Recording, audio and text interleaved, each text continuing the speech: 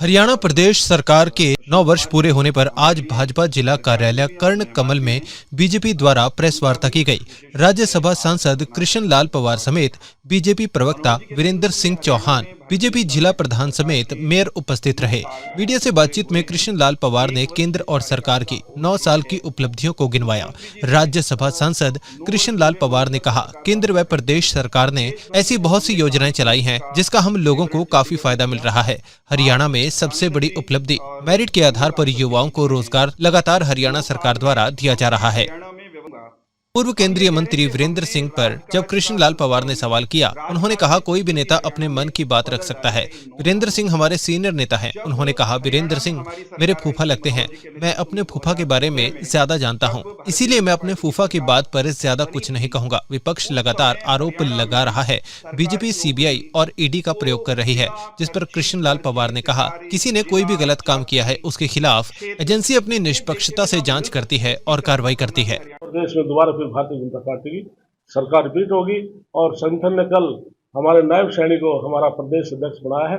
हम संगठन का बहुत बहुत धन्यवाद करते हैं, क्योंकि भारतीय जनता पार्टी एक संगठनात्मक पार्टी है।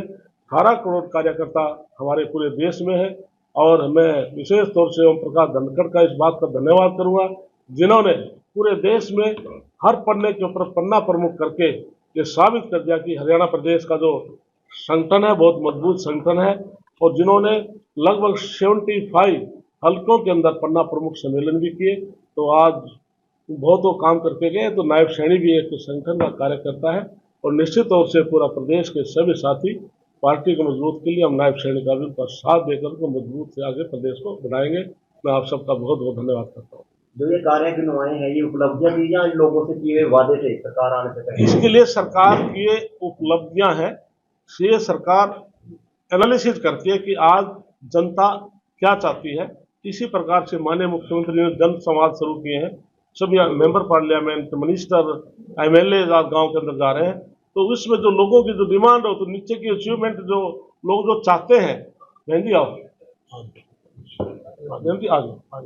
लोगों की जो मूलभूत जो सुविधाएं हैं सरकार तक पहुंच के तो समय समय पर माननीय मुख्यमंत्री जी रिव्यू करके इन चीजों को लागू कर रहे हैं। हर साल 2 करोड़ नौकरियां देने का वादा किया गया था, उसमें कितने आंकड़े अब तक हुए? 1,10,000 दे चुके हैं, 60,000 बहुत जल्दी हम भर्तियां शुरू कर रहे हैं। तो जैसे चौहान साहब ने कहने कि आप भी ये खुद आपका मन भी ये मानेगा कि पिछली सरकारों में और इस सरकार में नौकरियों में कितना फर्क है। आज योग्यता के आधार पर नौकरियां दी जा रही है। अभी 2 दिन पहले भी पंचकुला में किसानों ने एजुकेशन किया, वो कौन है?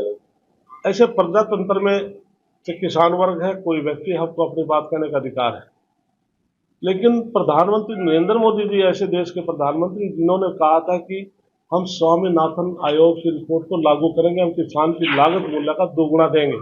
कम से कम 10, 13, 14 ऐसी फसलें हैं जिनका 1.5 गुना 2 गुना रेट किया जा चुका है। और माननीय मुख्यमंत्री ने भावांतर भरपाई नाम से एक योजना शुरू की है कि सभी सब्जियों के रेट तय किए गए हैं, भाई इससे कम भी के सरकार देगी। और इसी प्रकार से किसान का चाहे ओलावृष्टि से, आगजनी से, प्राकृतिक के प्रकोप से, फ्लड से, किसी कारण से किसान की फसल बर्बाद हो जाती है, तो पहले की सरकारों में केवल 6,000 रुपये प्रति एकड़ मिलता था, लेकिन माननीय मनोहर लाल जी सरकार ने 12,000 रुपये प्रति एकड़ के हिसाब से मुआवजे थे, बल्कि 15 कर दिया। 15 कर दिया जाए। गृह मंत्री अनिल विज ने 372 जो पुलिसकर्मी है उनको सस्पेंड करने के आदेश जारी किए, उसको किस दिशा में? इसमें लाइन ऑर्डर मेंटेन करना बहुत जरूरी है कि क्योंकि जो दरखास्त देकर जो न्याय चाहता है समय पर उसको न्याय मिले। इसमें जैसे प्रकार से उन्होंने फीडबैक लिया है, जो केसेस वगैरह जो आईओ थे उनके पास जो पेंडिंग थे, जो चलान टू कोर्ट नहीं हुए थे या उनकी जो इंक्वायरी पूरी नहीं हुई थी, इस प्रकार के वो केस थे, तो गृह मंत्री जी ने पूरी जानकारी लेकर ही एक्शन लिया। सर, पुलिस थानों के अंदर पुलिस मनोहर लाल जी भेजना का। सर, आपको लगता है कि इस समय जो हरियाणा में इसके बारे में क्या करें? इसके लिए बिल्कुल आपने अच्छा सवाल किया कि 10 साल बाद जाति जनगणना होती है कि 21 में होनी चाहिए थी, 2011 में हुई थी। मैंने खुद पार्लियामेंट के अंदर मैंने ये स्पेशल मेंशन लगाया था, तो 2 बार मेरा मंजूर हुआ था, लेकिन विपक्ष के उसके काम से वो हो नहीं पाया था। लेकिन मैं एक स्पेशल मेंशन तो पहले बोला भी मैंने, जिसमें स्टार्टिंग में कहा था, पहले स्पेशल मेंशन में लगा था, उसमें बोला था मैंने 2010 में जनगणना हुई थी, आज 22 हो चुका है, तो इसमें एक तो कोरोना काल का समय में 2-2.5 लाख नौकरी थी, इसलिए आज पूरे देश में जनगणना का काम अब शुरू स्टेट वाइज होगा, और जिससे और केंद्र की सरकार ने हमने पार्लियामेंट में, राज्यसभा और लोकसभा में हमने 33% बहनों को, हमने लोकसभा में और हमारे राज्यसभा विधानसभा सभी 33% का आरक्षण देने का काम किया। राज्यसभा तो कंटिन्यू चलती है, लोकसभा और विधानसभा। सर, जिस प्रकार से वीरेंद्र सिंह तोमर का एक काफी बयान चल रहे हैं, वो काफी बोल भी रहे हैं कि जसपा के साथ गठबंधन नहीं होना चाहिए हम सत्ता में, और भी काफी बयान वो दे रहे हैं, क्या करेंगे? इसके अंदर कोई भी नेता अपनी मन की बात को बोल सकता है, कह सकता है, तो इसमें वीरेंद्र सिंह बहुत हमारे वरिष्ठ हमारे नेता है, और मेरे तो फूफा लगते हैं, मेरे गांव में ब्याह रखे हैं, तो इसलिए मैं अपने फूफा के बारे में ज्यादा जानता हूं, तो इसलिए हमारे जो वरिष्ठ नेता है तो अपनी बात कह लेते हैं। फूफा को तो विशेष अधिकार है, इसलिए मैं अपनी फूफा की बात को ज्यादा कंट्राडिक्ट नहीं करूंगा। सर, सीबीआई और ईडी बीजेपी के इशारों पर चलती है, ऐसे विपक्ष पार्टियां कहती हैं। क्या कहते हैं जी? सीबीआई और ईडी बीजेपी के इशारों पर चलती है, ऐसा विपक्ष पार्टियां कहती हैं, तो क्या कहना है? इसके लिए बहन जी आपने सवाल किया कि भारतीय जनता पार्टी ऐसी पार्टी है, गलत काम करने वाला चाहे पार्टी पक्ष का है, चाहे विपक्ष का है, चाहे कोई व्यक्ति है, जो गलत काम करेगा तो उसकी ईडी इंक्वायरी तो अवश्य होगी। ये प्रधानमंत्री नरेंद्र मोदी जी का उनका अपना मिशन है, ना मैं खाऊंगा ना मैं खाने दूंगा, इसलिए ऐसे लोग जो जिन्होंने इस प्रकार के घोटाले किए हैं, आज उनकी इंक्वायरी हो रही है, तो वो विपक्ष का नाम जोड़ करके अपने आप को बचने की कोशिश करते हैं। तो उनके प्रधानमंत्री से मुख्यमंत्री जी हैं, इनका एक अभी कोई व्यक्ति हो, चाहे कोई पार्टी का हो, चाहे कोई व्यक्ति हो जो कोई गलत काम करेगा तो निश्चित रूप से उसकी इंक्वायरी होगी। एक क्षण के लिए एक बात जोड़ना चाहता हूँ, मुख्यमंत्री बनाए जाएंगे इसके लिए मुख्यमंत्री ऐसी पार्टी है, जब चुनाव आते हैं तो ये विशेष तौर से हम जाति पाति बांटने की कोशिश करते हैं।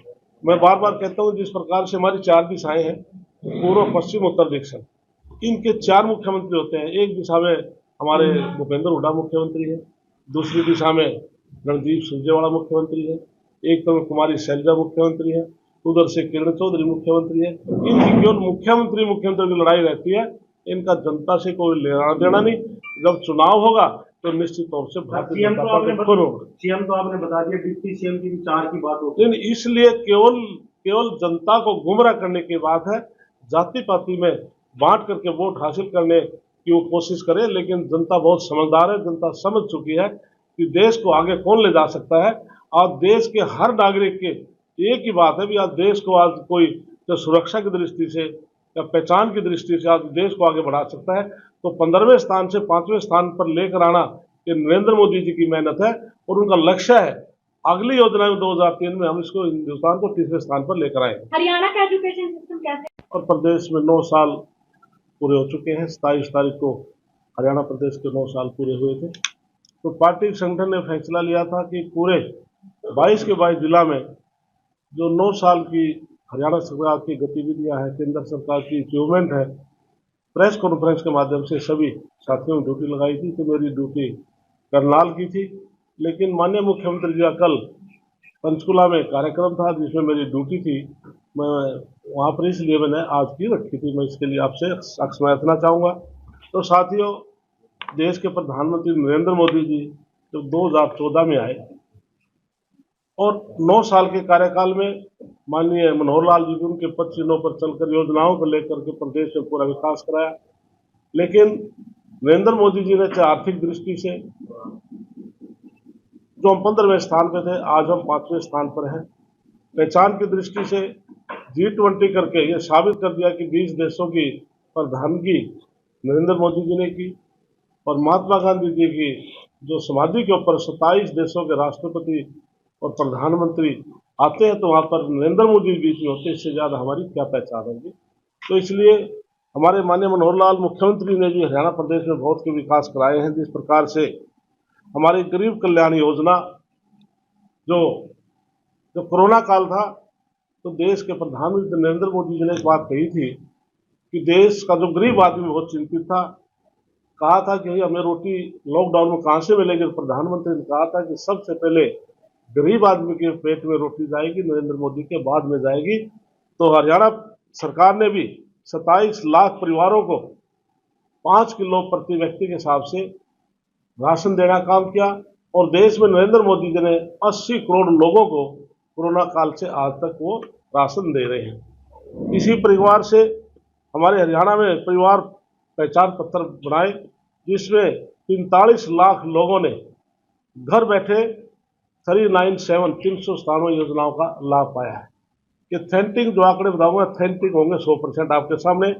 इसी प्रकार से पीएम जन आरोग्य योजना, आयुष्मान भारत कार्ड, इसमें पूरे देश के अंदर प्रधानमंत्री जो गरीब आदमी था, जो करोड़ों लोग पैसे के अभाव की वजह से मृत्यु हो जाती थी, इलाज नहीं करा पाते थे, लेकिन 5 लाख का आयुष्मान भारत कार्ड देकर के करोड़ों लोगों की जान बचाने का काम प्रधानमंत्री ने किया।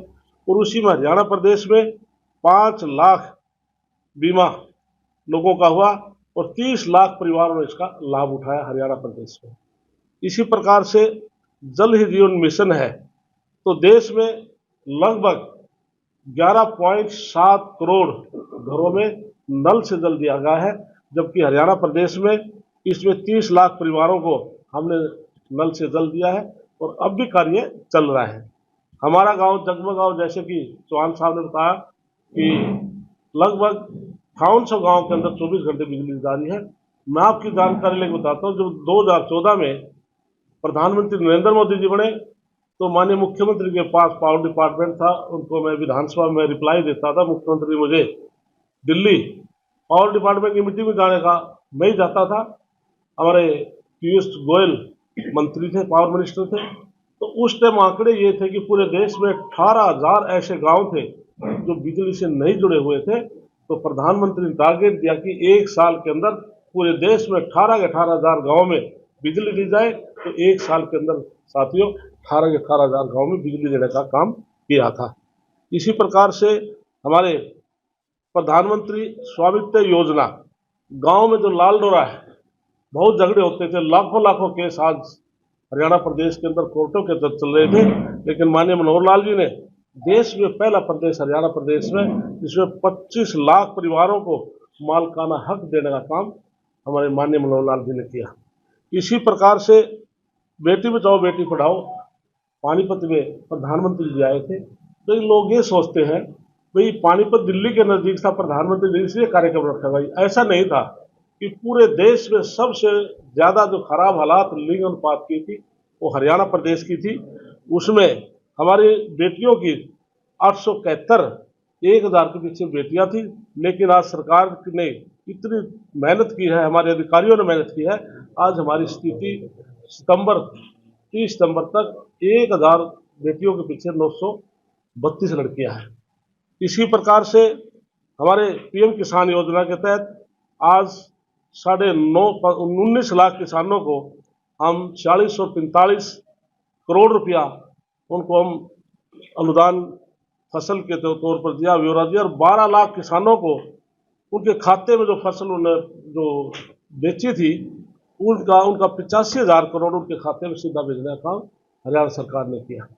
इसी प्रकार से प्रति व्यक्ति आय 2014 में थी 1,37,770 थी, लेकिन आज बीजेपी की सरकार में 2,96,685 रुपये प्रति व्यक्ति आज हमारी आय है।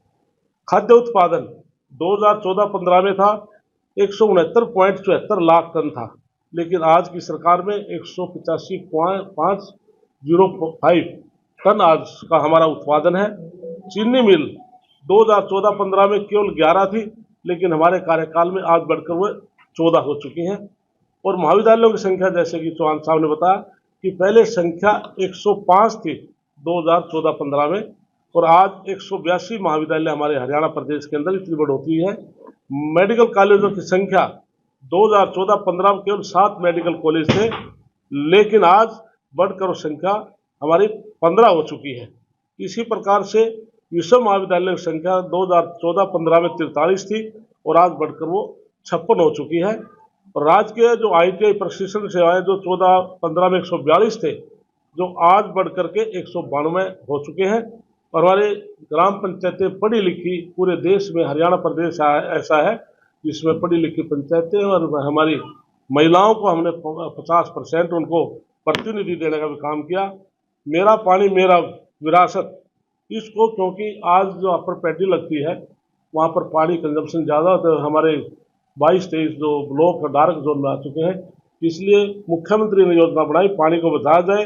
इसके लिए मुख्यमंत्री जी के एफर्ट से 71,000 एकड़ ऐसी पैडी एरिया है जिसमें लोगों ने एक्सेस। और कृष्ण पवार जी हमारे लिए घर के आदमी भी हैं और मेहमान भी हैं। उनका भी विशेष रूप से आज करनाल पधारने पर स्वागत। मनोहर जी के नेतृत्व में हरियाणा में भारतीय जनता पार्टी की सरकार के 9 साल पूरे हुए हैं। 1 वर्ष इस कार्यकाल का और शेष है। मुख्यमंत्री जी ने 9 वर्ष पूरे होने पर पत्रकार वार्ता करके प्रदेश भर में जो हमने काम किए उसका विवरण चंडीगढ़ में दिया। आज सांसद जी और हम लोग आप सबके बीच में हैं। 9 साल में हमने हरियाणा में व्यवस्था परिवर्तन के जो काम किए हैं उसकी चर्चा करने के लिए, उसका जिक्र करने के लिए सबसे महत्वपूर्ण बड़े बड़े परिवर्तन जो कुछ हुए हैं हरियाणा में, उनकी बहुत विस्तृत जानकारी हम सांसद महोदय से सुनेंगे, जानेंगे। लेकिन कुछ चीजें जो बिल्कुल आपको, हम सबको दिखाई देती हैं, हरियाणा के साधारण नागरिक ने महसूस की हैं, 1-2 बिंदुओं का जिक्र मैं भी आपके सामने करूंगा। हम ये कह रहे हैं कि हमने राजकाज का सिस्टम, राजकाज की संस्कृति हरियाणा में बदल डाली है इन 9 सालों में। जब हरियाणा में हमारी सरकार आई थी मनोहर जी के नेतृत्व में 2014 में, जब भारतीय जनता पार्टी की सरकार बनी थी, उस समय हरियाणा में सरकारी नौकरी वो बिना खर्ची, पर्ची, सिफारिश, जिला, जाति, क्षेत्र ये देखे बिना मिल सकती है, इसकी कल्पना करना भी हरियाणा के नौजवान नवयुवतियों ने छोड़ दिया था।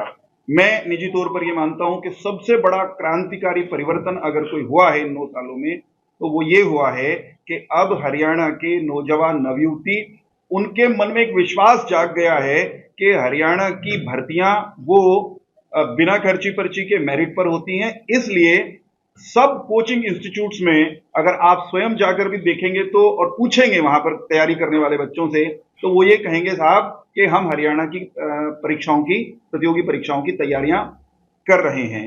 एक बड़ा परिवर्तन जो मुझे लगता है, मैं भी गांव में पैदा हुआ, हम सब गांव से ताल्लुक रखने वाले लोग हैं ज्यादातर। हरियाणा में जब हमारी सरकार बनी, गिने चुने कोई गांव होंगे जहां 24 घंटे बिजली, आबाद बिजली की आपूर्ति हो रही है। मुख्यमंत्री जी ने शुरू में ही कहा कि मारा गांव जगमग गांव एक योजना लेके आएंगे, 24 घंटे बिजली गांव को भी देंगे।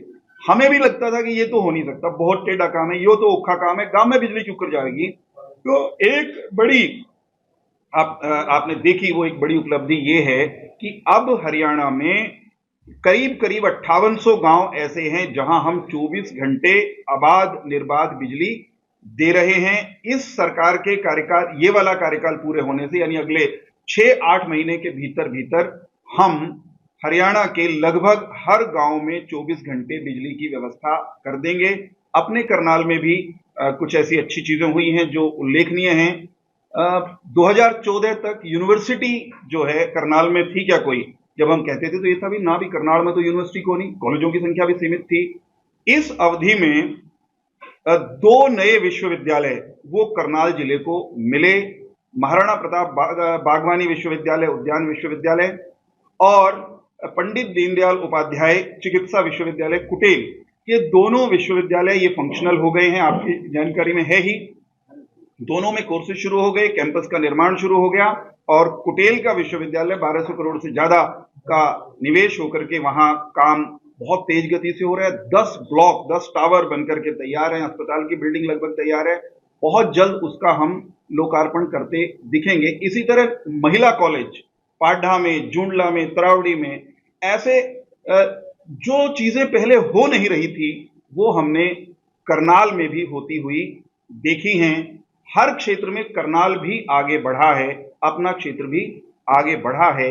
ये जो 9 साल हैं ये व्यवस्था परिवर्तन के साल, इस नाते से हम इनको मानते हैं। और अगले 1 साल के दौरान जो चीजें अभी रह गई हमसे, हमने कही हुई हैं, हमने जिनकी कल्पना की हुई है, वो सारे काम हम तीव्र गति से करने वाले हैं। और उसमें एक जो अंतिम बात मैं कहूंगा कि 1,10,000 नौकरियां हमने अब तक दी हैं इन 9 सालों में। मुख्यमंत्री जी ने कहा है 60,000 और रेगुलर भर्तियां हम इस साल में कर लेंगे। कांग्रेस के 10 साल से 2 गुनी नौकरियां जब हमारे 10 साल पूरे होंगे तब तक हम दे चुके होंगे। मैं सांसद महोदय से अनुरोध करूंगा कि वे जो अन्य महत्वपूर्ण बिंदु बंद करा दे भैया ये, और टीवी भी 2 मिनट आवाज कम कर दे उसकी, फिर नहीं बंद नहीं, मतलब कृष्ण आवाज कम कर दे बस, ठीक है।